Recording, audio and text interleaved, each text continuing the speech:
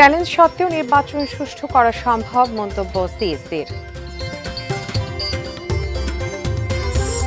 সাংবাদিক তুহিন হত্যার দায় স্বীকার করেছে গ্রেপ্তার স্বাধীন, জানালো র্যাব।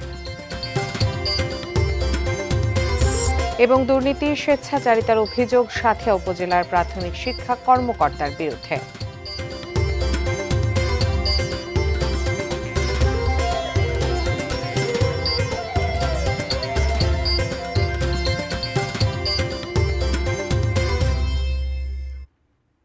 দেখছেন এটিএন নিউজ। দেশের খবরে আপনাদের আমন্ত্রণ জানাচ্ছি আমি উজমা হাসান। দর্শক, এতক্ষণ জানিয়ে দিচ্ছিলাম নাসির ফ্লোট ক্লাসের সৌজন্যে শিরোনামগুলো। এবার বিস্তারিত। আইন শৃঙ্খলার বর্তমান পরিস্থিতিতে চ্যালেঞ্জ থাকা সত্ত্বেও আসন্ন নির্বাচন সুষ্ঠু করা সম্ভব হবে বলে আশা প্রকাশ করেছেন প্রধান নির্বাচন কমিশনার এএমএম নাসির উদ্দিন। সকালে রংপুরের আঞ্চলিক নির্বাচন কমিশনার কার্যালয়ে সাংবাদিকদের সাথে আলাপে একথা বলেন তিনি। সিইসি আরও বলেন, নির্বাচন কমিশনের উপর আস্থা ফিরিয়ে আনতে আইন কানুন মেনে অবাধ, সুষ্ঠু, নিরপেক্ষ নির্বাচন করতে কমিশন অঙ্গীকারাবদ্ধ। বিগত নির্বাচনে যেসব প্রিজাইডিং কর্মকর্তা ছিলেন, সীমাবদ্ধতার কারণে তাদের যথাসাধ্য কম ব্যবহারের চেষ্টা করবে কমিশন। নির্বাচনের সকল দলের অংশগ্রহণ নিশ্চিতের জন্য লেভেল প্লেয়িং ফিল্ড তৈরি করতে নির্বাচন কমিশন কাজ করে যাচ্ছে। আঞ্চলিক নির্বাচন কর্মকর্তা দুলাল তালুকদারের সভাপতিত্বে প্রধান নির্বাচন কমিশনার রংপুর বিভাগের ৮ জেলার জেলা উপজেলা পর্যায়ের নির্বাচন কর্মকর্তার সাথে মতবিনিময় করেন। অবশ্যই আইন শৃঙ্খলা পরিস্থিতি অনেক ভালো হয়েছে এবং আপনারা দেখবেন, নিশ্চিতভাবেই দেখবেন যে ইলেকশন আস্তে আস্তে দেখবেন, ইলেকশনের তারিখ দিনক্ষণ গণে আস্তে আস্তে ইনশাল্লাহ আমার বিশ্বাস অবস্থার আরও উন্নতি হবে। আমরা সবাইকে নিয়ে, আইন শৃঙ্খলা বাহিনী সবাইকে নিয়ে আমরা ইনশাল্লাহ এমন একটা পরিস্থিতির তৈরি করতে চাই যেখানে মানুষ শান্তিপূর্ণভাবে নির্ভয়ে এবং নির্ভয়ে পছন্দের প্রার্থীকে যাতে ভোট দিতে পারে সেই ধরনের একটা পরিস্থিতি আমরা সৃষ্টি করতে চাই। রাজশাহীতে কেন্দ্রীয় ঈদগাহ, হাট ভবন, ভূমি অফিস, স্কুল সহ স্থানীয় সরকার, পল্লী উন্নয়ন ও সমবায় মন্ত্রণালয়ের অধীনে বাস্তবায়নাধীন 12টি প্রকল্পের উদ্বোধন করেছেন উপদেষ্টা আসিফ মাহমুদ সজীব ভুঁইয়া। সকালে রাজশাহী সার্কিট হাউসে এসব প্রকল্পের উদ্বোধন করেন উপদেষ্টা আসিফ মাহমুদ। এসবে উপস্থিত ছিলেন বিভাগীয় commissioner Khandaker Azim Ahmed, Rajshahi metropolitan police commissioner Mohammad Abu Sufian, জেলা প্রশাসক আফিয়া আখতার, জেলা পুলিশ সুপার ফারজানা ইসলাম সহ ঊর্ধ্বতন কর্মকর্তারা। পরে নাটোরের উদ্দেশ্যে রওনা হন আসিফ মাহমুদ। সেখানে উপজেলা মিনি স্টেডিয়াম সহ বিভিন্ন প্রকল্প উদ্বোধন করবেন তিনি। পরে বিকালে রাজশাহী বিভাগীয় স্টেডিয়াম পরিদর্শন শেষে ঢাকায় ফিরবেন। সাংবাদিক তুহিন হত্যার দায় স্বীকার করেছে আসামি স্বাধীন। সকাল 11টায় গাজীপুরের পোড়াবাড়ি ক্যাম্পে এক প্রেস ব্রিফিংয়ের এসব তথ্য জানান র্যাব 1-এর company commander KMA Mamun Khan Chishti.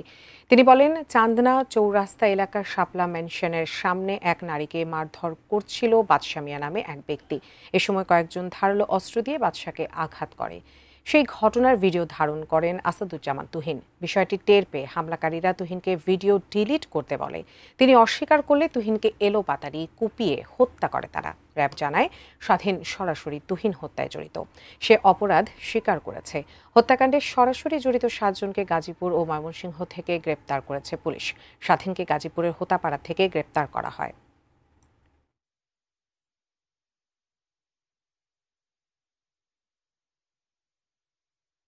দর্শক, দেশের খবরে পর্যায়ে নিয়ে নিচ্ছে একটি বিরতি, এরপর আরো যা থাকছে। পদ্মার প্রবল স্রোতে আবারও ভেঙেছে পাটুরিয়া লঞ্চ ঘাট।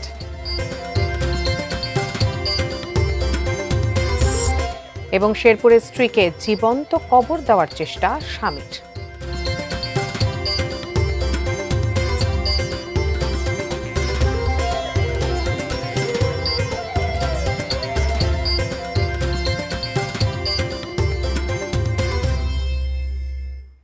বিরতির পর সবাইকে আবারও স্বাগত।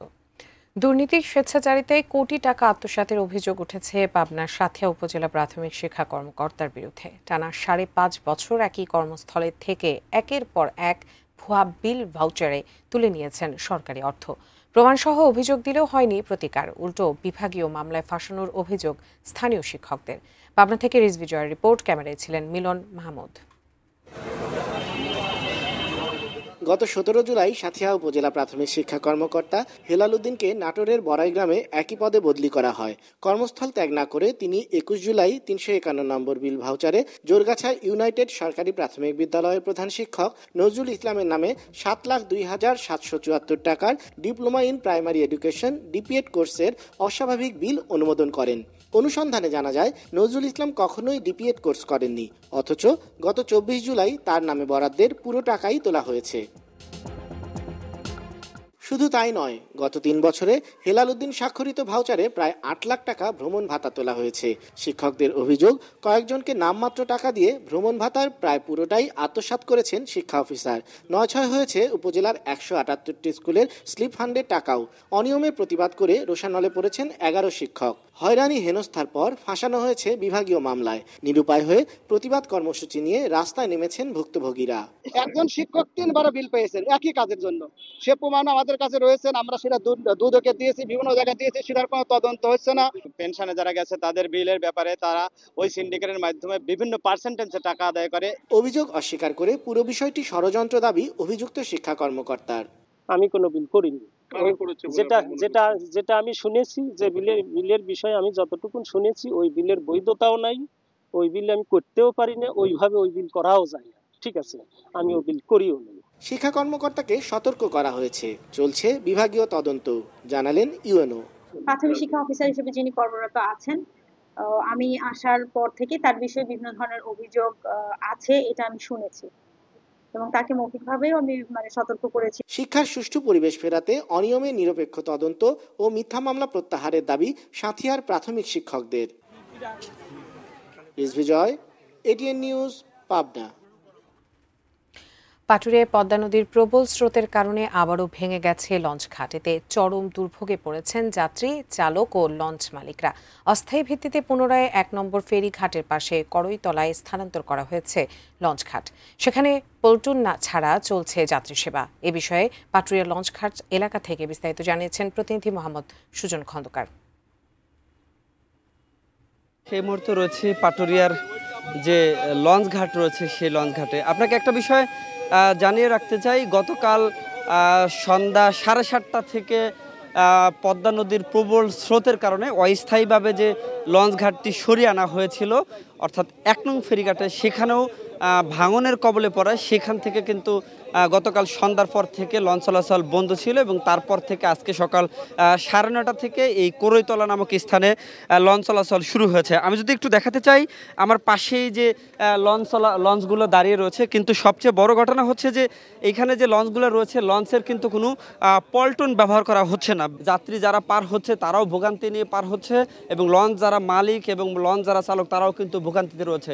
আমি এই বিষয়ে বিআইডব্লিউটি এর যারা কর্মকর্তা রয়েছে তাদের সাথে কথা বলেছি যে আসলে যেহেতু 1 নং ফেরিঘাটটা ভেঙে গেছে এবং সেখানে নদীর প্রবল স্রোতের কারণে ঘাটটা এখন করইতলাতে আনা হয়েছে, এখানে কোনো পল্টন দেওয়া সম্ভব কিনা। উনি আমাদেরকে বলছেন যে এইখানে নদীর নাব্যতা সংকট রয়েছে, এখানে আপাতত পল্টন দেওয়া সম্ভব না। যদি এখানে পল্টন দেওয়া সম্ভব না হয় তাহলে কিন্তু চরম ভোগান্তি এবং দুর্ভোগ নিয়ে মানুষ কিন্তু তার গন্তব্যে ফিরবে। যে এই ছিল আমার কাছে পাটুরিয়ার এই লঞ্চঘাট থেকে সর্বশেষ। দর্শক, দেশের খবর এই মুহূর্তে নিয়ে নিচ্ছি একটি বিরতি, আমাদের সঙ্গেই থাকুন।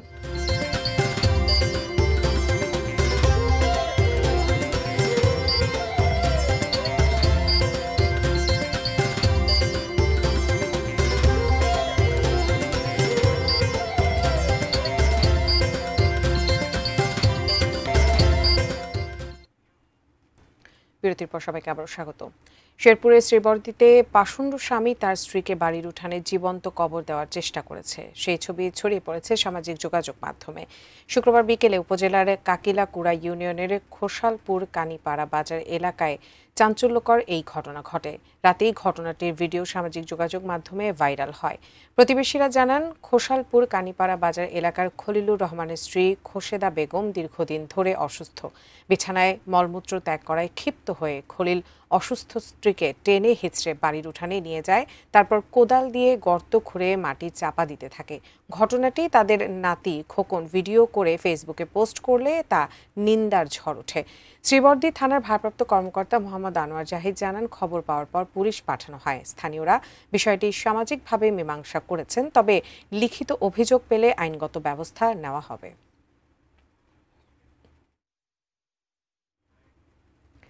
দর্শক, দেশের খবর এ পর্যন্তই। তবে যাবার আগে নাসির ফ্লোট ক্লাসের সৌজন্যে শিরোনামগুলো দেখে নেব আরও একবার।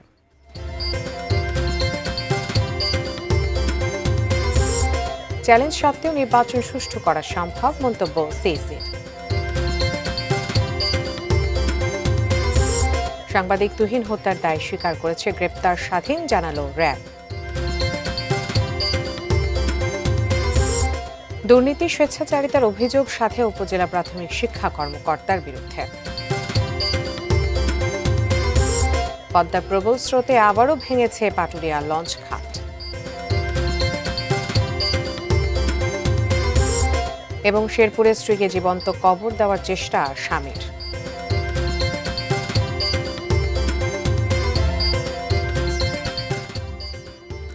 দর্শক, দেশের খবর এ পর্যন্ত। এতক্ষণ সাথে থাকার জন্য ধন্যবাদ সবাইকে।